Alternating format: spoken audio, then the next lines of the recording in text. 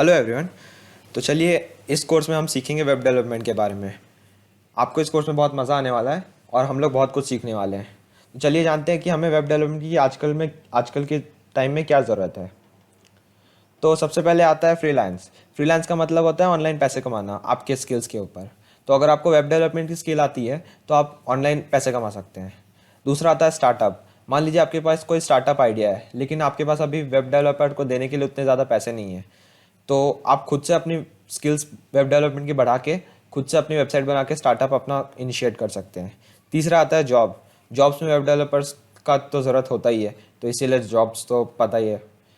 चौथा आता है पैसिव इनकम।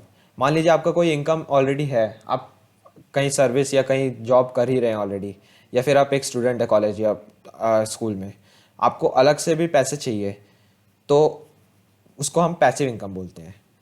पांचवा आता है आपकी क्रिएटिविटी। आप बहुत ज़्यादा क्रिएटिव हैं तो आप अपनी खुद की क्रिएटिव वेबसाइट बना सकते हैं और उससे अलग अलग चेंज कर सकते हैं। तो चलिए जानते हैं फ्रीलांसिंग के बारे में और कुछ। तो देखिए, मान लीजिए हम एक वेबसाइट पर जाते हैं फ्रीलांसर, जो कि एक वेबसाइट है ऑनलाइन पैसे कमाने की अलग अलग स्किल्स के ऊपर। ठीक है, ये रहा। इस पर अगर आप साइन अप करेंगे तो आप अपना स्किल्स वहाँ पे पूछेगा कि आपको कौन कौन सा स्किल्स आता है और उसके बेसिस पे आपको पैसे मिलेंगे। तो चलिए देखते हैं कि वेब डेवलपर को कितने आजकल मिलते हैं लगभग। तो अगर आप नीचे जाएंगे तो ये रहा सम पॉपुलर प्रोजेक्ट्स। ये रहा वेबसाइट डेवलपमेंट के जो पैसे हैं वो स्टार्ट होते हैं $300 से। लगभग लगभग $300 आजकल अगर देखें इंडियन रुपीज़ में कितने हैं, तो देखते हैं 22,800 रुपये के आसपास। तो सोचिए, यहाँ पे इस वेबसाइट पे अगर आप अच्छी वेबसाइट बनाते हैं तो उसका जो स्टार्टिंग प्राइस है वही 22,000 रुपीज़ से स्टार्ट है। लेकिन अगर आप चाहते हैं कि आप अभी सीख रहे हैं और अगर आप बेसिक वेबसाइट बनाना चाहते हैं तो आप fiverr.com पे भी जा सकते हैं। इसमें क्या होता है कि इसमें आप अलग अलग अपने प्राइस के रेंजेस दे सकते हैं, कि इसमें आपको बहुत सारे प्राइस के रेंजेस मिल जाएंगे। जैसे कुछ लोग 400 से भी स्टार्ट करते हैं, कुछ लोग 2,000 से भी स्टार्ट करते हैं। आपको इसमें ज़्यादा भी मिलेंगे, रुकिए देखते हैं। वेरीफाइड वाले हैंडल जो होते हैं उसमें बहुत ज़्यादा, जैसे ये वेरीफाइड है तो ये आपको एक वेबसाइट का 53,000 रुपीज़ लेता है और इसने अभी तक 26 वेबसाइट बना चुके हैं। तो 53,000 इंटू 26 अगर करें तो लगभग लगभग कितना आएगा, 53,000 इंटू 26 लगभग लगभग 13 लाख रुपए आएंगे। 13 से 14 लाख रुपए इसने कमा लिए सिर्फ 26 वेबसाइट बना के, क्योंकि ये वेरीफाइड था, ये मास्टर हो चुका है वेबसाइट बनाने में। तो सोचिए आप इतने पैसे कमा सकते हैं। चलिए अब आगे का देखते हैं। तो वेब डेवलपर्स कितने टाइप्स के होते हैं? बेसिकली ये दो टाइप्स के होते हैं, एक फ्रंट एंड और एक बैक एंड। और इन दोनों को जब मिला के जो बनता है उसे हम बोलते हैं फुल स्टैक डेवलपर। ठीक है, कोई अगर सिर्फ फ्रंट एंड के बारे में जानता हो तो उसे हम फ्रंट एंड बोलेंगे, कोई अगर सिर्फ बैक एंड के बारे में जानता हो तो उसे हम बैक एंड बोलेंगे, लेकिन अगर कोई दोनों के बारे में जानता हो तो उसे हम फुल स्टैक बोलेंगे। तो चलिए front end, back and, full stack है क्या चीज़ वो जानते हैं। देखिए, आप कभी भी किसी वेबसाइट पर जाएंगे, चलिए किसी वेबसाइट पर जाकर ही देखते हैं। तो मान लीजिए कोई वेबसाइट swiggy.com पे चलते हैं। तो ये रहा swiggy.com।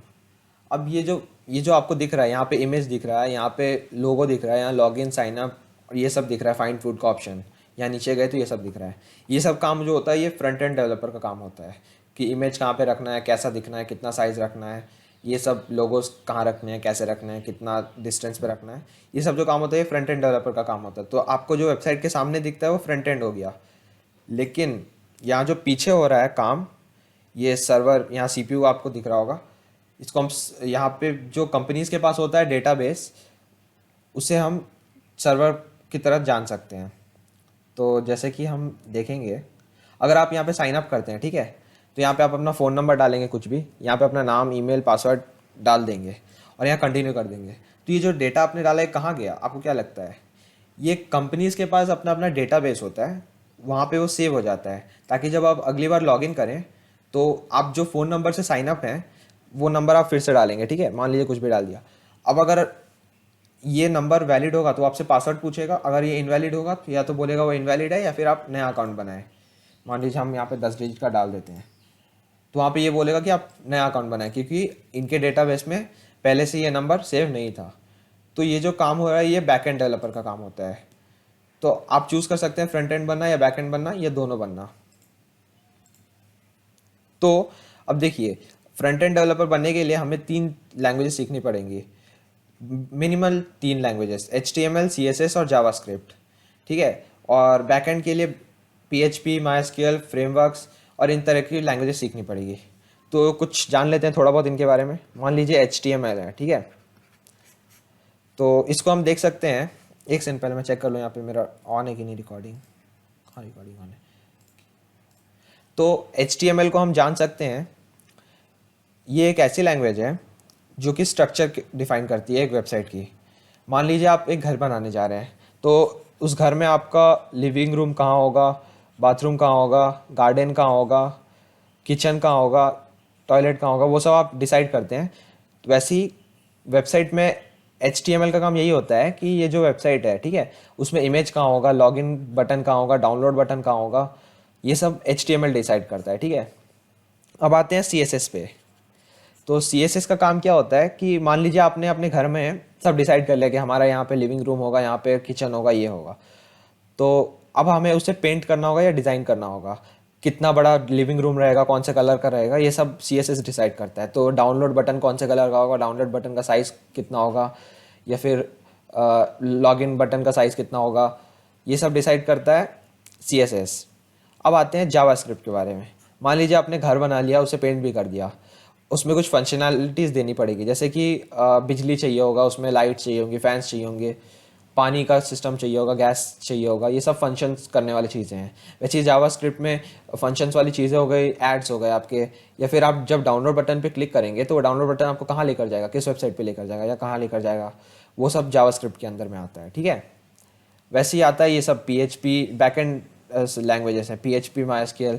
ये इनका काम क्या होता है कि जो आप कोड लिखते हैं उनको कंप्यूटर के लैंग्वेजेस में ट्रांसलेट करके कंप्यूटर को समझाना, या फिर आप जो भी डेटा भेजते हैं उस डेटा को स्टोर करना कंपनी के डेटा बेसिस में, और भी बहुत कुछ, ये सब होता है बैकएंड का काम। तो चलिए आगे बढ़ते हैं। ये कुछ लैंग्वेजेस हैं, जैसे कि हमने देखा HTML, CSS, जावास्क्रिप्ट हमने देखा, ये PHP है एक बैकएंड, ये फोटोशॉप और अडोब इलस्ट्रेटर है, इसका काम होता है लोगो बनाना या फिर डिज़ाइन बनाना, हम ये सीख सकते हैं अगर लोगो और वो बनाना है। एंगुलर JS, नोड JS, ये जावास्क्रिप्ट टाइप के फ्रेमवर्क्स हैं। बूटस्ट्रैप, ये CSS का एक क्लास है। आगे हम इन सब के बारे में जानेंगे, तो चिंता की कोई बात नहीं है। तो चलिए आगे बढ़ते हैं। तो इस कोर्स में आपको किन किन सॉफ्टवेयर की ज़रूरत पड़ेगी। सबसे पहले कोड लिखने के लिए हमें एक टेक्स्ट एडिटर की ज़रूरत पड़ेगी। तो इसमें मैं तो सबलाइम टेक्स्ट 3 यूज़ करने वाला हूँ। आप चाहें तो एटम या VS कोड भी यूज़ कर सकते हैं। आप तीनों एक बार डाउनलोड करके देख सकते हैं, आपको जो सा पसंद आए आप वो कर सकते हैं। तो इनको डाउनलोड करने के लिए आपको कुछ नहीं करना है, बस आपको जाना है वेबसाइट पे और लिखना है सबलाइम टेक्स्ट 3। यहाँ पे सबसे पहले आ जाएगा डाउनलोड सबलाइम टेक्स्ट। अब आपका जो भी है, विंडोज़ है, लिनक्स है, OS, वो मैक है, उसके हिसाब से आप डाउनलोड कर सकते हैं। या फिर आपको एटम टेक्स्ट एडिटर चाहिए तो आप लिख सकते हैं एटम का टेक्स्ट एडिटर। सबसे पहला वाला जो आएगा वेबसाइट, वहाँ पे इससे डाउनलोड कर सकते हैं अपना जो भी आपका ऑपरेटिंग सिस्टम है उसके हिसाब से, ठीक है। तो इसको डाउनलोड करने के बाद आपको डिस्कॉर्ड पे अकाउंट बनाना होगा, या डिस्कॉर्ड का डेस्कटॉप ऐप डाउनलोड कर सकते हैं। ये बेसिकली एक सोशल मीडिया की तरह होता है, डेवलपर्स का सोशल मीडिया। इसमें आप अपने डाउट्स पूछ सकते हैं, तो आपको आपके जो दोस्त डेवलपर्स रहेंगे या कोई भी रहेगा वो हेल्प कर देगा। तो बेसिकली एक सोशल मीडिया की तरह है जिसमें सिर्फ डेवलपर्स होते हैं। फिर उसके बाद आता है गिटहब। गिटहब बेसिकली एक कम्युनिटी टाइप का है जिसमें आप अपने अकाउंट बनाते हैं और आप किसी के साथ मिल के एक वेबसाइट बना सकते हैं, या फिर अपना वेबसाइट उस पर स्टोर कर सकते हैं, या फिर अलग किसी और का वेबसाइट का सोर्स कोड देख सकते हैं। ये बहुत ही काम का वेबसाइट होता है डेवलपर्स के लिए। तो इसमें अभी हम आगे इन सब के बारे में डिटेल में जानेंगे। फिर आता है क्रोम, गूगल क्रोम। इसमें गूगल क्रोम इसलिए मैं बोल रहा हूँ क्योंकि गूगल क्रोम बहुत सारे अच्छे अच्छे फीचर्स देता है वेब डेवलपर्स के लिए। जैसे कि मैं कुछ आपको बताना चाहता हूँ, चलिए देखते हैं। मान लीजिए आप इसमें है, ठीक है, स्विगी में है, तो आप किसी भी एलिमेंट पे, जैसे ये लोगो है, ये लॉगिन का ऑप्शन है, साइन अप है, तो इस पर राइट क्लिक कीजिए और इंस्पेक्ट पे जाइए। राइट क्लिक करके इंस्पेक्ट का ऑप्शन है, इंस्पेक्ट, ये बता देगा कि ये एलिमेंट है। ये सब कोड लिखना हम अभी सीखेंगे, अपने आगे के कोर्सेस में सीखेंगे, तो चिंता की कोई बात नहीं है। तो हमने इस लॉगिन पे राइट क्लिक किया था ना, तो अब ढूंढेंगे ये कहाँ पे है। ये ऑलरेडी हाईलाइटेड रहेगा, अगर नहीं है तो फिर से एक बार राइट क्लिक कीजिए और इंस्पेक्ट पे क्लिक कीजिए। अब हाईलाइट हो जाएगा, ये रहा लॉगिन और ये कोड लिखा हुआ है जिससे कि ये आया। तो अगर हम लॉगिन के बदले कुछ और लिखना चाहते हैं तो यहाँ पे डबल क्लिक कीजिए और मान लीजिए हम लिखना चाहते हैं डाउनलोड और एंटर। यहाँ पे देखिए असली वेबसाइट है और यहाँ पे डाउनलोड का ऑप्शन आ गया है, लेकिन इसका फंक्शन लॉगिन का ही रहेगा क्योंकि हम असली वेबसाइट में तो कुछ चेंजेस कर नहीं सकते, ये हम सीखने के लिए अपने में चेंजेस कर रहे हैं। फिर से इंस्पेक्ट पे जाएंगे, ये रहा, यहाँ पे हमने डाउनलोड लिखा हुआ है। अब मान लीजिए हमें इसका कलर चेंज करना है तो यहाँ पे एलिमेंट डॉट स्टाइल है, ये सब हम सीखेंगे, चिंता की कोई बात नहीं है। तो कलर पिंक, ये देखिए अब ये पिंक कलर में चेंज हो गया है, ठीक है। अब मान लीजिए हमें इसका साइज़ बढ़ाना है, फंट का साइज़ बढ़ाना है, तो मान लीजिए हम इसे 40 पिक्सल्स करना चाहें, ये रहा 40 पिक्सल। ये देखिए यहाँ पे आपने नोटिस किया होगा कि ये बढ़ गया और डाउनलोड। तो ये होता है HTML CSS, ये सब हम कर सकते हैं, बहुत कुछ इससे सीख सकते हैं। चलिए आगे बढ़ते हैं,